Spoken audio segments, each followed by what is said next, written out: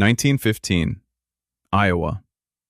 Two con men convince a farm woman to hand over her life savings for shares in a centuries-old fortune, supposedly locked away by the British government, waiting for the right heir to claim it. Her own son investigates the scheme to protect her. Instead, he decides to steal it for himself. Meet Oscar Hartzell. Hartzell had failed at nearly everything by the time he was 40. Farming, real estate, a stint as a small-town deputy, a failed run at local politics.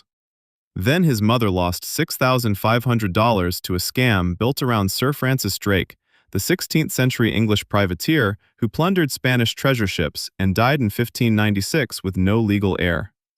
The story went that Drake's fortune had sat under British control ever since, quietly accumulating interest for over 300 years, until it had supposedly grown to $100 billion.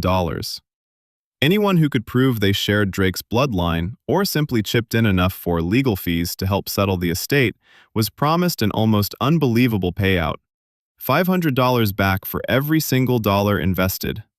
Hartzell didn't expose the con, he took it over. He moved to England, telling investors back home he was personally fighting the British legal system to recover their inheritance. For the next 15 years, letters and payments poured in from across the American Midwest, largely from ordinary families who happened to share the Drake surname and desperately wanted to believe they were sitting on a fortune. By the time authorities finally caught up with him, an estimated 200,000 people had handed over money chasing a fortune that had never existed in the first place. Hartzell was convicted of mail fraud and sentenced to 10 years in Leavenworth. Even then, plenty of his believers refused to accept it was fake and kept sending money to a man now sitting in a federal prison cell. Prison psychiatrists eventually diagnosed him with a serious mental illness, noting he'd become genuinely convinced of some deeper connection to Drake himself.